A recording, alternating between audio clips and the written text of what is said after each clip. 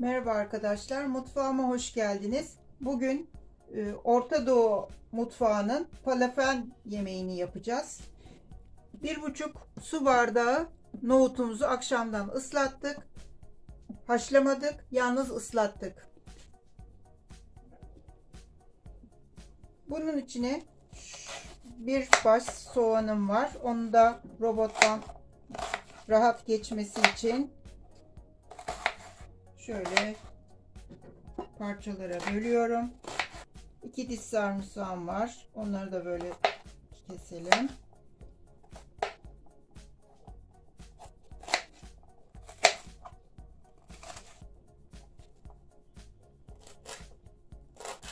Biraz maydanozum var.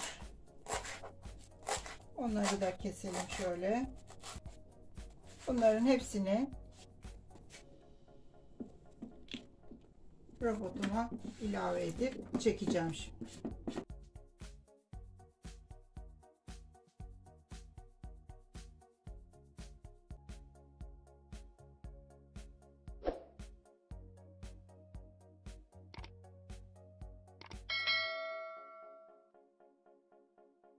Bu arada bir tatlı kaşığı karbonatım var. Bir tatlı kaşığı dolu dolu kırmızı biberim var. Bir çay kaşığı karabiber, bir çay kaşığı kimyon, bir tatlı kaşığı tuz. Onları da ilave edelim. 2 yemek kaşığı un. Şimdi tekrar karıştıralım.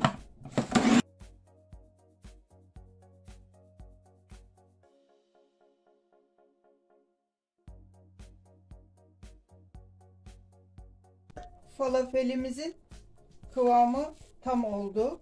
Tam istediğim gibi. Şimdi şöyle boşaltıp üstünü de streçleyip dolapta bir yarım saat 40 dakika kadar bekleteceğim. İyice kıvamını alsın. Sonra yuvarlayacağım.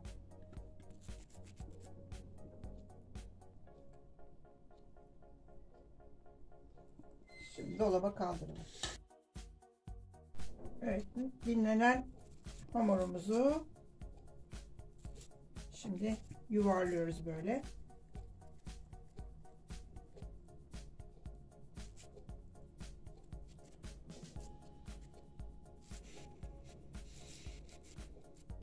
Ben bir kısmının içine de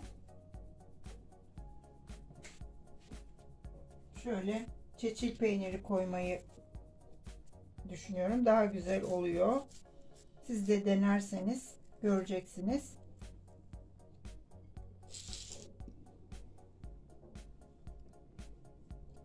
Şöyle içine bir parça çeçil koyup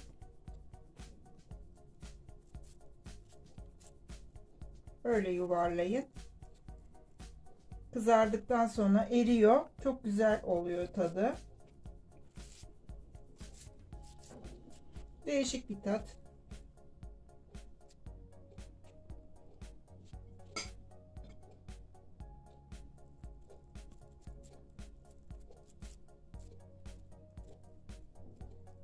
Hatta şuların üstüne şöyle yaparsak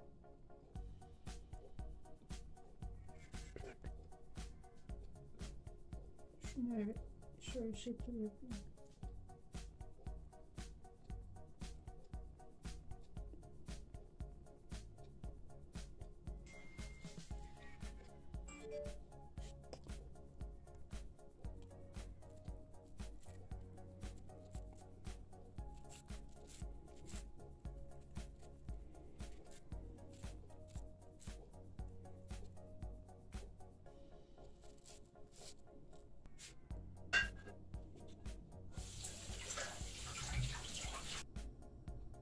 Şimdi kızmış yağımıza şöyle bırakıyorum.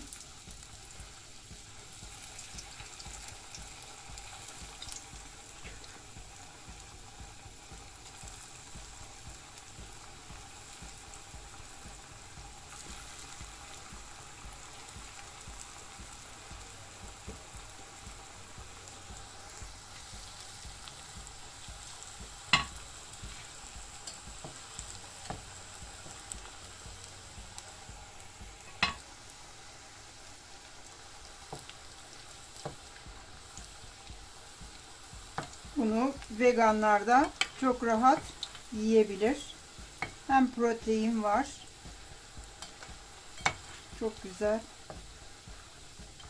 Değişik bir atıştırmalık.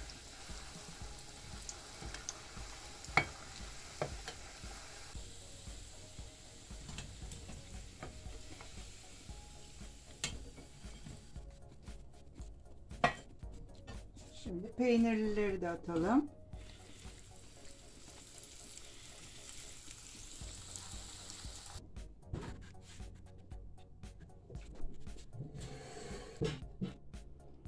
Yoğurtlu sosumuz için bir tane sarımsak rendeliyorum. Yoğurdumuzun içine.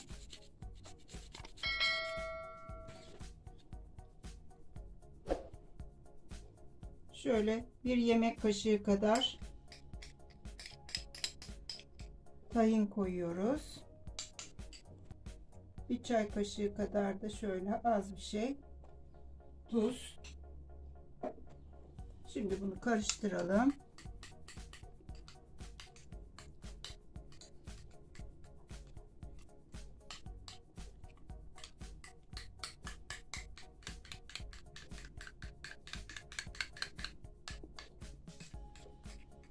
Bu sosla beraber yeniyor, batırılarak. Arzu ederseniz acı sos da olabilir. O da daha önce yapmış olduğum acı sostan koyacağım.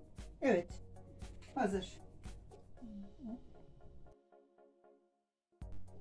Evet arkadaşlar, tadına bakıyorum. Böyle yiyoruz. Yapacak olan arkadaşlarımıza kolay gelsin. Afiyet olsun. Kanalıma abone olmayı, beğenilerinizi, yorumlarınızı bekliyorum. Muhakkak deneyin.